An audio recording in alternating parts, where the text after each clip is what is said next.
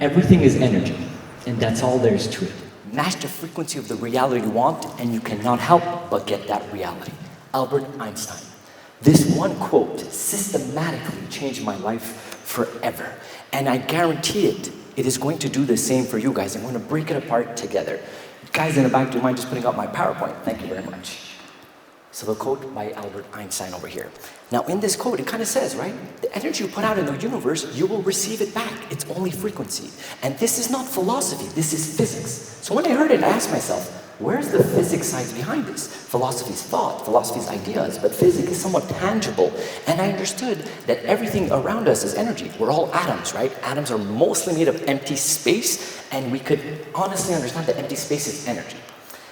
So, my name is Christopher Dedeyan. I am from Montreal, Canada. I am truly, truly blessed to be here.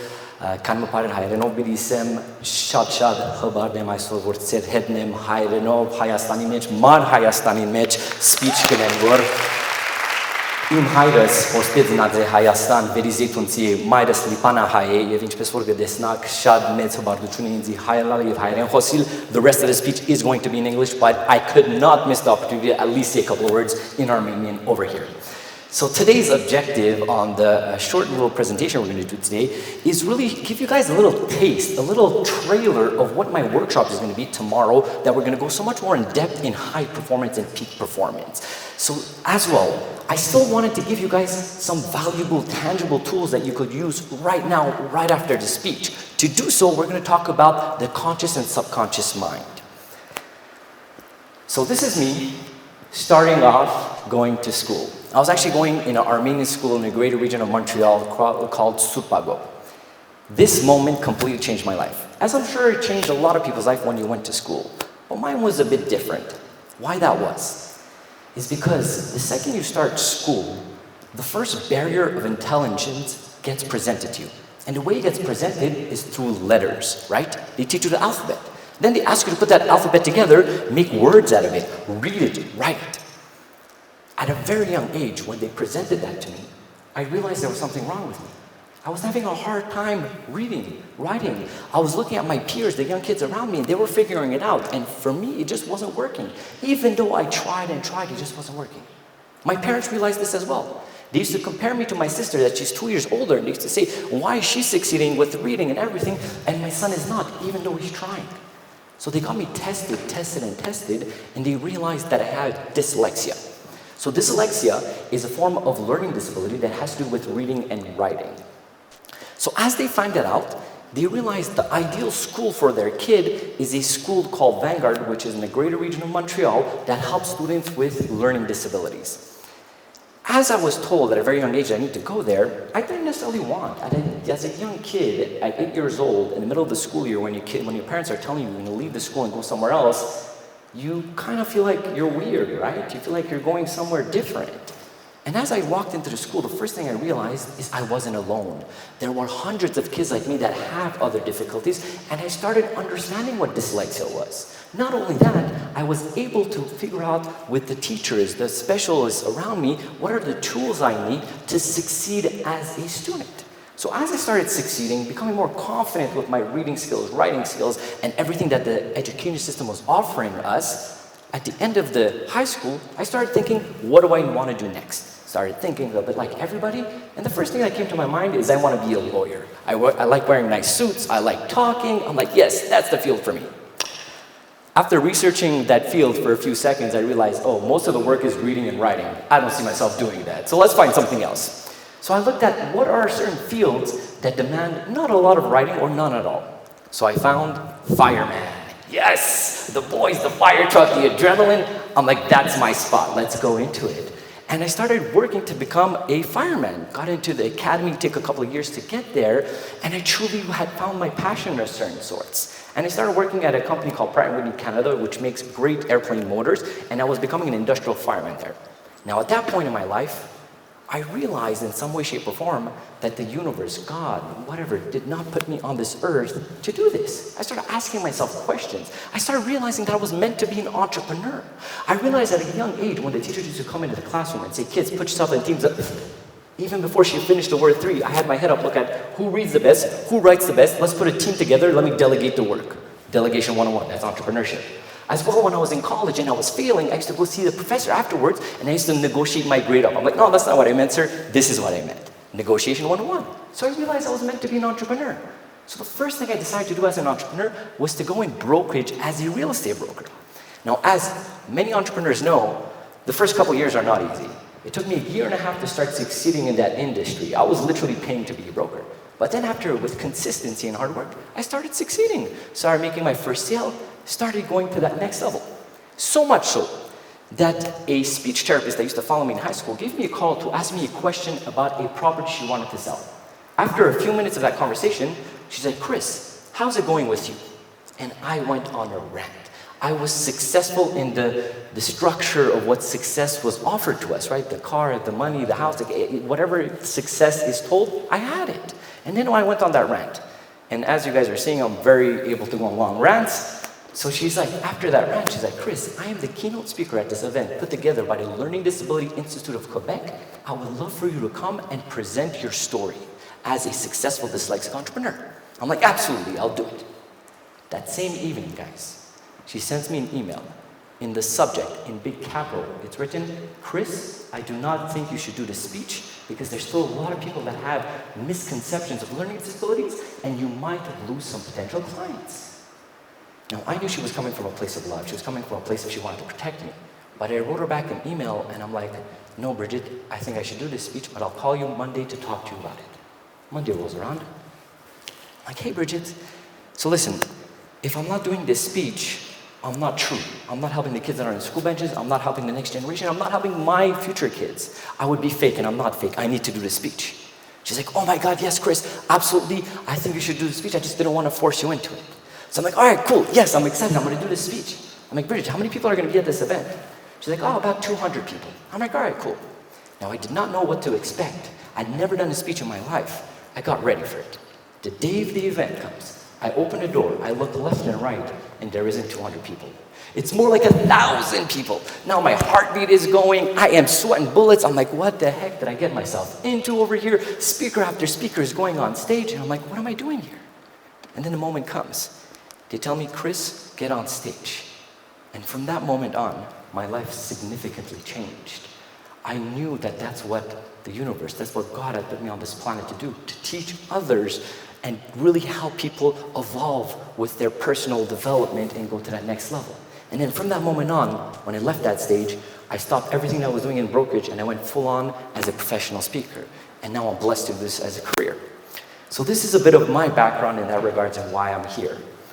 Now, as I was studying and looking into what it takes to be successful, I looked at so many interviews, read many books, and I realized the most successful entrepreneurs, authors, politicians, actors always say the same thing in regard to what is success. Some people say it with the actual words, knowing that they're saying that, and some people say it in different ways. And what I found was the law of attraction. Now this might seem a bit woo-woo, but let me explain it to you guys over here, because the first time I understood it, I was like, hey, this is kind of weird. What is the law of attraction? But the reality is, if you understand it and you're able to use it in a biochemistry way, it is going to work for you. So how to really understand and utilize the law of attraction? To do so, we have to talk about the two brain states, like we mentioned. The conscious mind and the subconscious mind. Now, you have to understand that the subconscious mind is anywhere between 90 to 95% of the whole mind, and the conscious mind is 5 to 10%, okay? So it is definitely different. Now, the subconscious mind is creating everything you have in your universe, in your three-dimensional world right now. That is positive or negative. You're manifesting success, you will get it. You're manifesting a position, you will get it. You're manifesting money, you'll get it. But the other hand, if you're manifesting fear, doubt, insecurities, it will give it to you with the same amount of abundance. Your subconscious mind does not know the difference between both of those. So as we're able to see that, the best way to understand that analogy is to see your conscious mind as the gardener and the subconscious mind as the earth, right? So you as the conscious mind, you have to plant the seed, water it, give it the vitamins so it can grow and flourish in this beautiful thing. So if you plant a beautiful apple tree, you'll get a beautiful tree that's going to give you shade and apple. But if you plant a poisonous oak tree, the subconscious mind does not care. It will give you that poisonous with the same amount of abundance.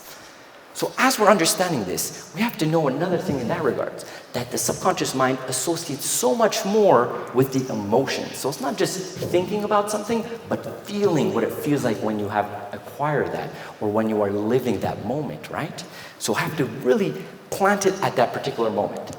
Now, when you understand this aspect and you're able to see that, hey, if I plant positivity, I'm going to get it back. If I plant negativity, that negativity is going to come back. We're going to have to figure out what are the steps to go towards that. Now, these are the 5 keys that you have to understand to really utilize this. First and foremost, you must have a definite purpose. You can't have many things that you're manifesting at a time. Be specific. What's that one goal? Is it success on a specific career? Is it a specific target? Is it a specific car you want? Whatever the case is. Second thing, you have to have the power of auto-suggestion, so affirmations. You have to repeat this significantly so it could go in your subconscious mind. The third thing we have to have over here is using your emotions. As I mentioned, the subconscious mind associates more with emotions than actually actions. So if I am, for example, saying, I want this specific car, let's say it's a Mercedes, C-Series, whatever. You don't want to just think about visually seeing the car. You want to imagine you stepping into that car, putting your hands around the steering wheel, feeling the leather around you, smelling what it smells like. Your subconscious mind's going to relate that so much more. The fourth thing is the law of the visualization and acting as if it's already done. Just like I mentioned, you're in the car, you're acting as if it's already done. Now the last part, which is highly, highly important, you have to have persistency, repetition, and faith. Let me repeat that. Persistency, repetition, and faith. The best way I could keep this analogy, the second you guys manifest anything in life, it is already yours, it's your birthright. God, the universe, has already sent it to you. It's actually very similar to when you guys order something on Amazon, right? You go on Amazon, you're like, hey, I want to buy this item. You put it down. Once you order it, you pay it, you receive a date saying you're going to receive it in 2 days. But it's sent, right? Now, 2 days later, if you're not there to take this package, it's going to go back in the post office, and if you don't pick it up from there, it's going to go back to Amazon. Your dreams are the same thing.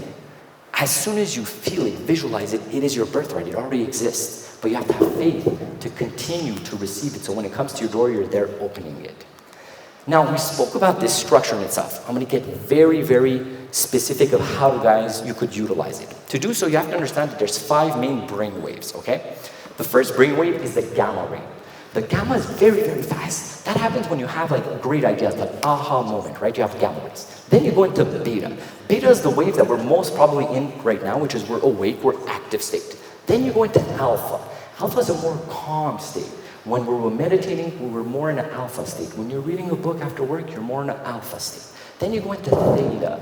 Theta is even more slow. So you're kind of going between falling asleep and staying awake. And then finally, you have delta, which is completely knocked out. You are sleeping.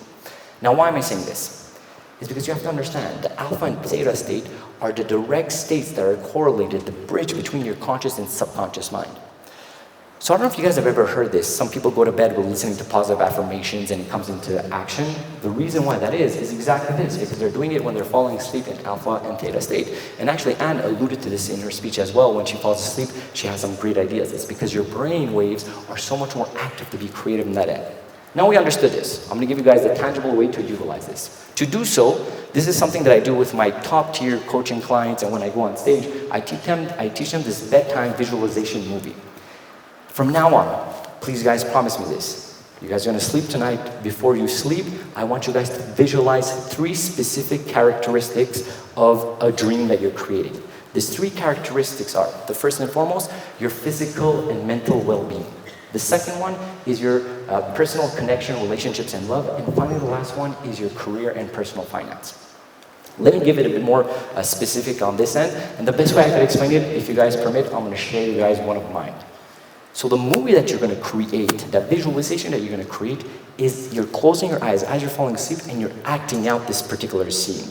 So for me, if I imagine the middle one, your personal connection and love. I'm closing my eyes and I'm imagining receiving my beautiful family in my house. We have a table filled with food. As you guys know, Armenians were very much linked up with food. My mom's coming in, giving her a kiss. My father, the same thing. My brother-in-law dabbing them up. My niece is running in my arms. My sister giving her a kiss. And then everybody's sitting down. I have my future girlfriend here. I don't know exactly what she looks like, but she's about this height. So I have my arms around her. I'm imagining all this. But as I mentioned, it's extremely important. I'm feeling what I need to feel in that moment. So I'm feeling proud, I'm feeling joy. Those are the moments we live for, around the table with food, around the family with jokes. So I'm imagining this. Now I'm doing this while I'm falling asleep. As you're doing this, as you're falling asleep, like I said, we're the gardener planting the seed. That's what I'm actively doing over here. Now, a couple of questions that my clients ask quite often. Chris, they're like, oh my God, I have 3 to do and I never get done to 3 because I fall asleep. That's perfectly okay if that happens, you guys. That's the point. What I would ask is you guys rotate the 3 categories if you're always falling asleep after 1. So that's one thing over here. Now, as you're able to utilize this, I'm telling you, you are going to be amazed at what you're going to create and what you're going to attract within your world. I want to tell you guys about a story of a young girl that started a career.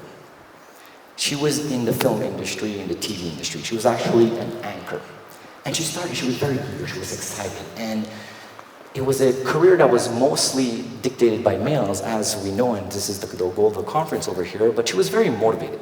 There was one other anchor, a female, that was there, and she saw her, and she's like, oh wow, this is somebody that I could mentor.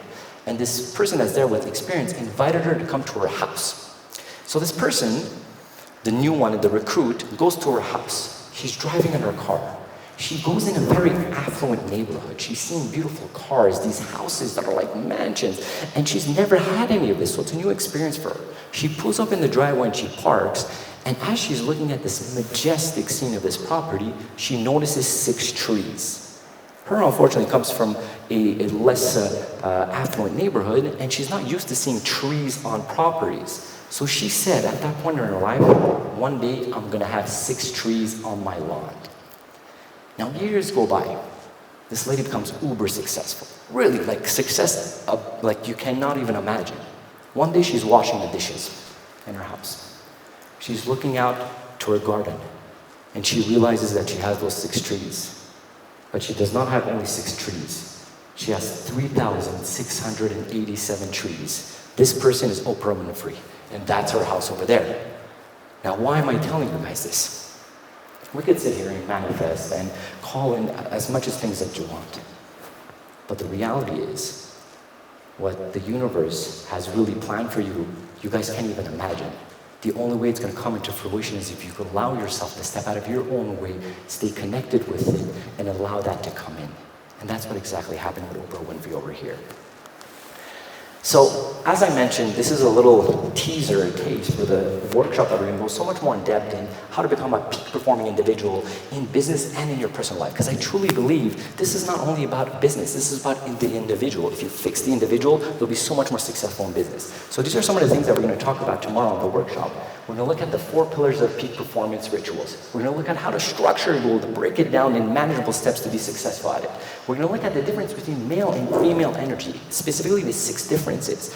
Because now this is a conference, like we said, FemInno, about women, but it's very important to understand, as entrepreneurs, as people, if you're a guy, you have to utilize female energies for specific tasks. If you're a girl, you have to utilize male energy for specific tasks. And as you're able to understand this, you're able to succeed so much more in so many regards. And finally, last thing, the concept of flow, how to get in a state of flow to be so much more effective, 500 times more effective than when you're not in a state of flow.